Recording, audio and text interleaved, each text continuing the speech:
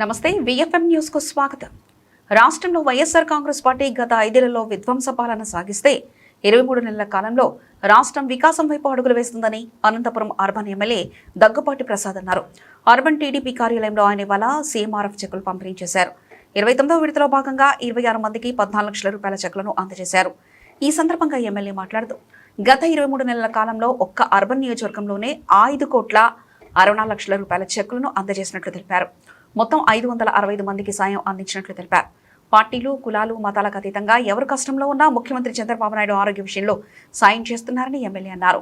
గత వైసీపీ ప్రభుత్వంలో ఎప్పుడూ ఇలాంటి సాయం అందలేదన్నారు. వైసీపీ నాయకులే ఈ విషయాన్ని తమతో చెప్తున్నారన్నారు. గత 5 ఏళ్లలో 10 లక్షల కోట్లకు పైగా అప్పులు చేసి రాష్ట్రంలో విధ్వంస పాలన సాగించారని అన్నారు.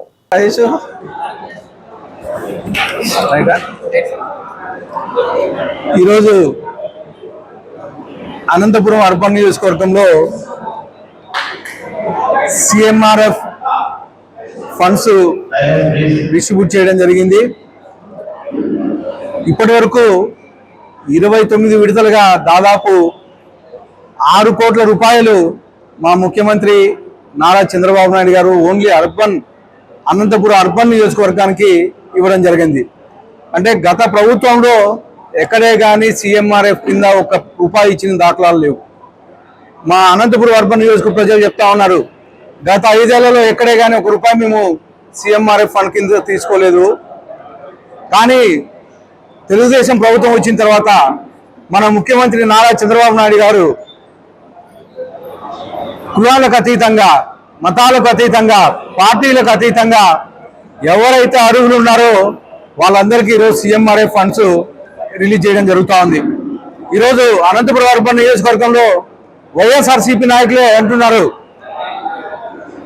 ఎప్పుడు రానంత ఇదిగా ఈరోజు రాష్ట్రంలోనే కాకుండా జిల్లాలో ప్రతి జిల్లాకి సీఎంఆర్ఎఫ్ ఫండ్స్ అనేకమైనటువంటి ఫండ్స్ రిలీజ్ అవుతున్నాయి.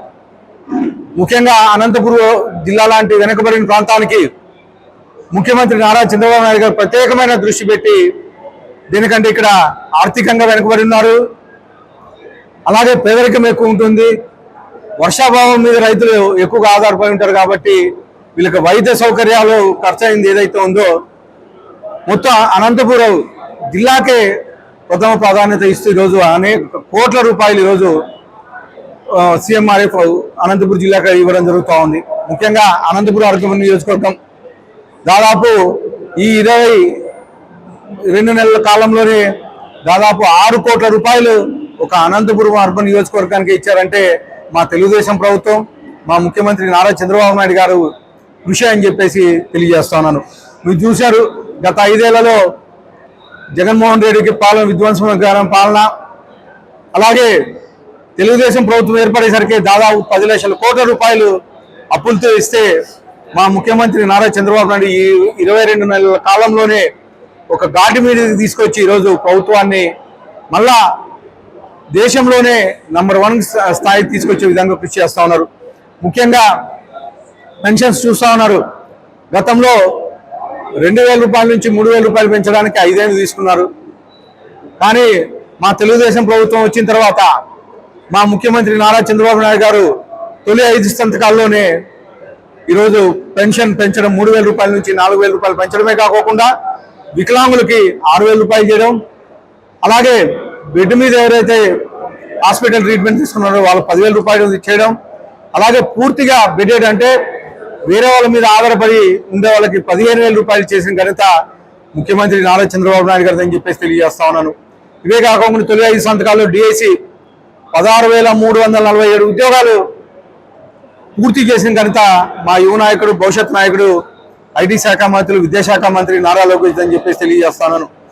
కేవలం 22 నెలల కాలంలోనే అనేకమైనటువంటి ఇండస్ట్రీస్ తీసుకొచ్చారు. ఈరోజు దాదాపు 23 లక్షల కోట్ల రూపాయలు ఎంఓయూలు జరిగాయి. జరగడమే కాకుండా ఈరోజు ఏ రోజుకి ఆ రోజుకొక ఫ్యాక్టరీ ప్రారంభిస్తున్నారు, రోజుకొక ఫౌండేషన్ ఇస్తున్నారు.